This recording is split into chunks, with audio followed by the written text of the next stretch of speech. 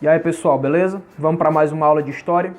Hoje a gente vai continuar falando sobre Reforma Protestante.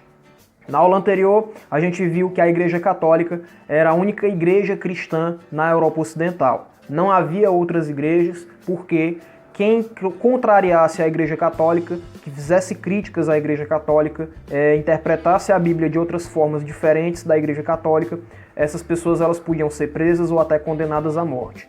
Martinho Lutero, ele vai conseguir sobreviver, ele vai escrever críticas à igreja, vai desenvolver novas doutrinas, no entanto, protegido pela nobreza, protegido pela elite do país que ele morava, Lutero sobrevive, as ideias de Lutero também sobrevivem, se espalham pela Europa e novos reformadores, novas doutrinas vão acabar surgindo pelo impulso inicial do Martinho Lutero. Então Lutero ele foi o primeiro grande reformador, mas não foi o único. A igreja luterana, surgida das ideias do Lutero, foi a primeira igreja, diferente da igreja católica, mas não foi a única. Outras igrejas, outros grupos religiosos vão surgir graças a esse impulso inicial do Martinho Lutero, graças ao contexto da época em que a igreja católica se viu mais fragilizada, beleza?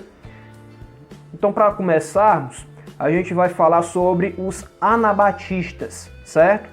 Os anabatistas eram aqueles que negavam o batismo das crianças, certo? Para os anabatistas, se uma pessoa quisesse se tornar cristã de verdade, ela teria que se batizar quando tivesse mais maturidade. Elas negavam, rejeitavam a ideia de batizar um bebê, que é o que os católicos fazem. Os pais católicos, eles levam seu bebê para ser batizado na igreja católica muito cedo. E os anabatistas eles eram contra isso. Os luteranos também eram contra isso. Os outros protestantes também eram contra isso. Eles acreditavam que para entrar na comunidade, o cristão teria que ser batizado mesmo, bebezinho, recém-nascido. E os anabatistas eles acabaram sendo perseguidos, tanto por católicos quanto pelos outros evangélicos, por causa dessa ideia. Mas eles não eram um grupo único. Haviam vários e vários grupos diferentes, cuja característica principal era essa de negação do batismo infantil, certo? Mas haviam vários grupos diferentes que a gente considera de anabatistas. Tinha uns, por exemplo, que promoveram revoltas, certo? Revoltas contra os nobres, e haviam outros anabatistas que eram totalmente pacifistas, eles eram completamente contrários a qualquer forma de violência. Moravam em comunidades, certo? Aceitavam até a repressão de certa forma, sem reagir com armas, beleza? Então é isso. Quando eu falo em reforma, eu falei na aula passada que quando eu falo em reforma, eu falo em Martinho Lutero. Martinho Lutero é o nome da reforma. Martinho Lutero é o cara mais importante da reforma. De fato, Martinho Lutero é o cara que vai começar a reforma, mas ele não é o único reformador, como eu falei. Quando eu falo em reforma protestante, eu também tenho que falar desse cara aí, João Calvino. Calvino ele era um francês, certo? Que acabou tendo que fugir da França porque passou a defender as ideias do Lutero. E aí da França ele acaba fugindo e ele acaba sendo acolhido em Genebra, lá na Suíça, que já era uma cidade protestante. E lá em Genebra, o Calvino consegue se tornar o líder religioso, o líder espiritual da cidade. E em Genebra ele vai criar uma doutrina diferente, que hoje nós chamamos de doutrina calvinista, né? O luteranismo tem a ver com Lutero, o calvinismo tem a ver com Calvino. E os calvinistas eles tinham poucas diferenças em relação a Lutero. Criticava as mesmas coisas da Igreja Católica, certo? Tinha as doutrinas muito parecidas com a de Lutero, mas tinha uma doutrina calvinista, a mais importante, a mais exclusiva deles, que se diferenciava dos luteranos, que tem a ver com a salvação da alma. É a chamada doutrina da predestinação. Vamos recapitular na aula anterior. Lembra lá que eu coloquei diferenças entre catolicismo e luteranismo? Vocês até fizeram uma questão sobre o assunto? Pois bem, o que é que os católicos acreditam? Que a salvação ela vem pela fé e pelas obras. Você tem que ter fé em Jesus, fé em Deus, mas também tem que fazer boas obras, certo? Passar pelos sacramentos católicos, enfim. Ir para a igreja, né? Para Lutero, para os luteranos, a salvação ela só vem pela fé. Você tem que ter fé em Cristo para poder se salvar. Se você não tem fé, não adianta fazer coisas boas, não adianta fazer boas obras. Só consegue ser salvo aquele que, além das boas obras, tem fé, beleza? E aí quem tem fé vai acabar fazendo coisas boas. Para o Calvino não era uma coisa nem outra. Para o Calvino, Deus, antes mesmo de criar o mundo, já tinha decidido quem ia para o céu, quem ia para o inferno, beleza? Então o cristão não podia fazer nada.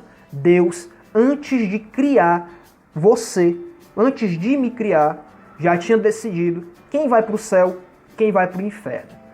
Nossa, professor, então a pessoa não pode fazer nada, não adianta fazer nada, vou fazer o que não presta mesmo, enfim, porque Deus sabe quem vai para o céu, para o inferno, eu não posso fazer muita coisa, né? Então não tem muito sentido, né, professor? Aí vem um porém. Para o calvinismo, a pessoa ela pode ter alguns sinais de que ela foi predestinada à salvação ou à condenação, certo? Existem sinais na vida da pessoa que podem revelar qual desses destinos ela vai ter.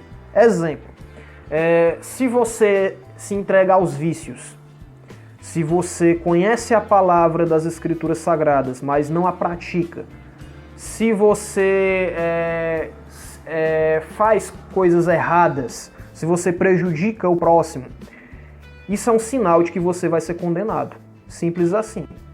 Agora, se você pratica boas obras, se você conhece as Escrituras, se você recebeu os 2 sacramentos protestantes, batismo, comunhão, se você realmente é um cristão disciplinado, que não se entrega aos vícios, que tem uma vida regrada, se você é um trabalhador, certo? Se você tem prosperidade, se você tem, enfim. Isso é um sinal de que você foi salvo, vai ser salvo, certo? Então a tua vida, ela vai dar os sinais de se você vai ser salvo ou não. É possível ter certeza? Não. Para Calvino, só Deus sabe. E nós não temos, como simples seres humanos, o direito a questionar por que Deus escolhe uns para salvação e escolhe outros para condenação, certo? Então, se a tua vida vai refletir essa escolha de Deus, beleza? E aí eu tenho a reforma na Inglaterra, certo? Que vai criar a chamada Igreja Anglicana. Só que a reforma na Inglaterra, ela não foi promovida por um reformador como Lutero, que era um doutor da igreja, ou como Calvino, que também era um grande estudioso. A reforma foi promovida na Inglaterra pelo próprio rei Henrique VIII, certo? E por um motivo que também não tem nada a ver com doutrina, né? Lutero rompeu com a igreja por causa da venda das indulgências. Calvino também rompeu exatamente por isso, foi influenciado pelo Lutero. E aí eles criaram, né, diferentes doutrinas. Os anabatistas também nem se fala, rejeitavam até o batismo das crianças. Já o Henrique VIII rompeu com a igreja por um motivo político, certo? E também de família. Lembrando que eu falei na aula passada que um dos motivos da reforma foi a formação do nacionalismo, né? A ideia de formação nacional, a formação dos países, ia contra a ideia de uma igreja católica que se intrometia nessas relações. Então Henrique VIII rompeu com a igreja por isso. Ele era casado com uma rainha espanhola chamada Catarina de Aragão. Só que a Catarina ela era mais velha que o Henrique, certo? E ela não tinha jamais tido um filho homem. E Henrique queria a todo custo ter um filho homem. E a Catarina só tinha dado uma filha para ele, certo? Só tinha tido uma filha com ele. E aí, gente, a Catarina, com a idade mais avançada, não teria mais condição de ter outros filhos. Então Henrique VIII queria anular o casamento com a Catarina e casar com essa dama chamada Ana Bolena. Era uma mulher com quem ele já tinha um caso. Henrique VIII então queria romper o casamento dele com a Catarina para casar com a Ana. Então ele foi pedir ao Papa, né, mandou um comissário pedir ao Papa para que o Papa anulasse o casamento dele com a Catarina. E aí na Igreja Católica, vocês devem saber, o casamento é sagrado. Até falei na aula passada, o matrimônio é um dos 7 sacramentos. Então o casamento é sagrado e ele não pode ser rompido. Na Igreja Católica até hoje, ela não aceita o divórcio. Não aceita o divórcio com bons olhos. É aquela ideia, o que Deus uniu, o homem não separou. Então, a Igreja Católica se negou a obedecer a ideia do Henrique, certo? Mas não só porque a Igreja realmente queria seguir essa ideia de divórcio ser errado, mas também porque a Catarina, ela era tia do Carlos V. Carlos V é aquele imperador lá do Sacro Império que condenou o Lutero. E nessa época o Carlos V era muito poderoso, estava com tanto poder que ele estava de certa forma controlando até a Igreja. Então a Igreja Católica jamais ia fazer um negócio desse com a tia do Carlos V, né? Então a Igreja Católica não aceitou, Henrique VIII ignorou, deu um jeito de promover a separação com a Catarina e casou com a Ana Bolena. Resultado, a Igreja Católica excomungou o Henrique VIII, que é algo que eu também falei na aula passada. A Igreja também fez isso com Lutero, né? Expulsou o Henrique VIII. E o que o Henrique VIII fez? Chorou? Não. O Henrique VIII rompeu com a Igreja Católica, certo? Ele promoveu uma reforma dentro da Igreja em que a Igreja Católica dentro da Inglaterra passava a ser liderada por ele, pelo rei, e não mais pelo Papa. Como é que a Igreja Católica funciona até hoje? Toda a Igreja Católica é uma estrutura que termina lá no Papa. O Papa, ele é a ponta, ele está no topo. E todas as igrejas, todos os templos, padres, bispos, arcebispos no mundo que são católicos devem obediência ao Papa lá em Roma. O que o Henrique VIII fez? Separou toda essa parte da igreja que era da Inglaterra do resto da Igreja Católica. E ele passou a ser o novo líder da igreja dentro da Inglaterra. Então a Igreja Católica dentro da Inglaterra passou a ser uma igreja nacional, passou a se chamar Igreja Anglicana, Igreja Inglesa. E essa igreja, ela foi muito favorável para o Henrique pelo seguinte: as terras pertencentes à Igreja Católica, pertencentes ao Papa lá em Roma, passavam a pertencer à Inglaterra, passavam a pertencer ao rei.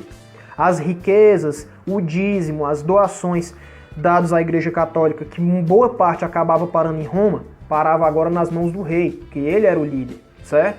E inicialmente a diferença entre uma igreja e a outra era só isso. Enquanto o anglicano obedecia, o padre, o bispo, obedecia ao rei, o Papa deixava de mandar no território da Inglaterra, certo? Com o tempo é que outras diferenças foram surgindo. Por exemplo, os padres dentro da Igreja Anglicana passaram a ter o direito a casar, diferente dos padres da Igreja Católica Romana, ok?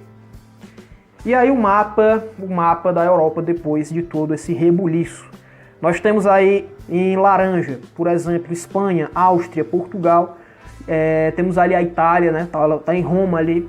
Esses países aí são os que continuaram católicos. Em amarelo eu tenho os calvinistas, pega ali a Suíça, Países Baixos, Holanda, né? E a Escócia. Ali eu tenho a Inglaterra, um pouquinho vermelhinho, que é a Igreja Anglicana. E em verde eu tenho o território que era maioria luterana. Ok, pessoal? Então a Igreja Católica vai ficar vendo a perca de todo esse território assim sem mais nem menos? Obviamente que não. A Igreja vai promover uma contra-reforma, certo? Contrariar a reforma, tentar barrar a reforma. Contra-reforma também chamada de Reforma Católica.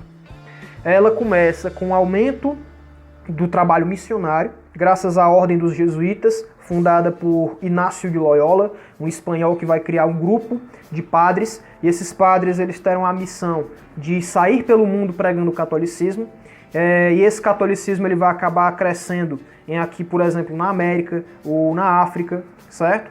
Aqui, por exemplo, os jesuítas vieram para cá e catequizaram os índios, né? Transformaram muitos dos indígenas em católicos, beleza? Então a ideia é de tentar espalhar o catolicismo pelo mundo, né? Acabavam de descobrir novas terras, como eu também falei em outra aula, e a ideia é de levar o catolicismo para lá. Até hoje o Brasil, muito por causa do trabalho dos jesuítas, é um país onde a maioria da população é católica. Aí eles vão fazer o chamado Concílio de Trento. Concílio é uma reunião, um congresso, onde os principais membros da Igreja Católica debatem ideias, tomam decisões, certo?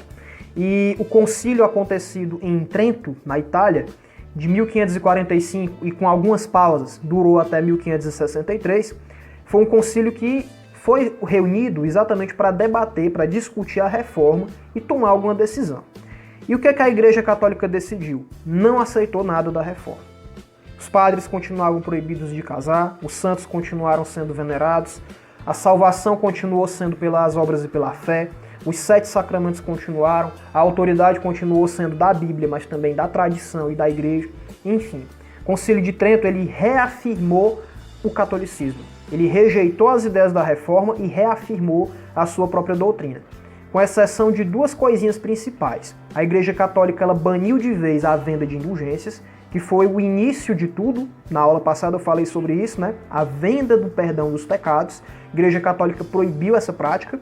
E a Igreja Católica também cuidou de formar melhor os padres. Como eu falei na aula passada também, os padres, quem virava padre, quem virava bispo, às vezes comprava o cargo. Não tinha a menor vocação religiosa, tinha filhos, tinha mulheres, certo? Então era um mau exemplo. Então a Igreja Católica ela acabou também com isso. A pessoa tem que, para ser padre, para ser bispo, ela vai ter que ter uma formação, ela vai ter que ter uma conduta exemplar e ela vai ter que ter muito estudo. Ela não pode ser uma pessoa desinteressada, ela tem realmente que se abrir à vida religiosa e se fechar na vida religiosa, ok?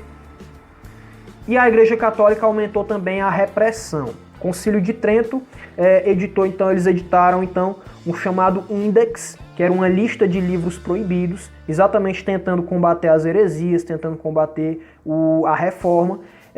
Os livros, no caso, eram livros de reformadores, livros de filósofos que faziam críticas à igreja, cientistas que contrariavam também posições da Igreja Católica.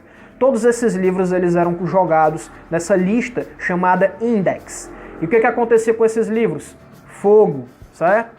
Esses livros eram proibidos. Se você tivesse um livro proibido pela Igreja Católica na sua casa, se você morasse lá em Portugal, por exemplo, você poderia ser preso, certo? E os seus livros seriam, obviamente, destruídos.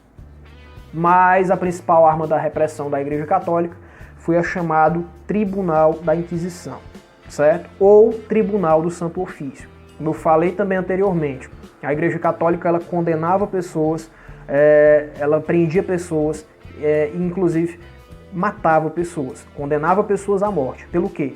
Por contrariar posições oficiais da igreja, por criticar o Papa, etc. Então a Inquisição ela vai ser fortalecida depois da Reforma Católica, vão aumentar a repressão, os governos católicos, as monarquias católicas vão atuar muito usando a Inquisição e ela vai funcionar da seguinte maneira.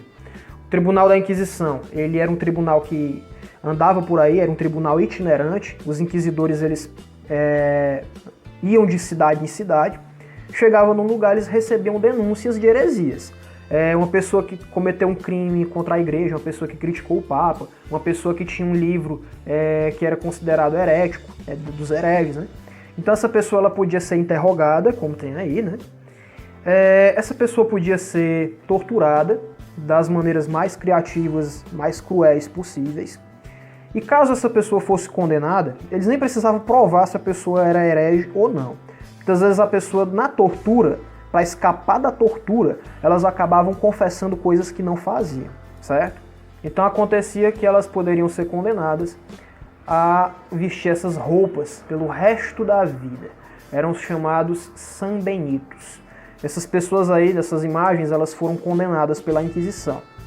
E como condenação, elas perdiam seus bens, perdiam sua honra, elas tinham que participar de procissões com essas roupas, enfim, elas eram submetidas à humilhação, certo? E o pior de todas as condenações que a Igreja Católica poderia dar, que era a morte na fogueira. Se a pessoa fosse condenada pela Inquisição, ela podia ser amarrada numa estaca e ser queimada viva em praça pública. Então a Igreja Católica, infelizmente, boa parte da história dela foi marcada por isso, por matar pessoas, torturar pessoas que tivessem ideias contra a igreja ou nem que tivesse isso. Porque acontecia que a Inquisição, às vezes, eles acabavam pegando pessoas inocentes que não tinham feito nada, mas eles não averiguavam a denúncia. Às vezes o inimigo da pessoa podia ir lá, fulaninho estava com um livro do Lutero, dizendo que o Papa não tem poder nenhum. Essa pessoa poderia ser presa de qualquer jeito, certo? Baseada apenas nessa denúncia que não tinha prova nenhuma. E aí a pessoa podia acabar tendo essa situação. Lembrando que a Igreja Católica não foi a única, certo, que promoveu esse tipo de coisa. Os protestantes também queimaram pessoas vivas, principalmente bruxas, certo? Estou dizendo que bruxa existe. Uma pessoa, por exemplo, tivesse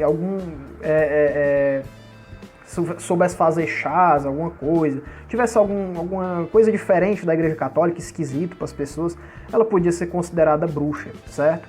E aí poderia ter esse destino também, beleza? Então, pessoal, estamos encerrando por hoje. Até mais. Valeu!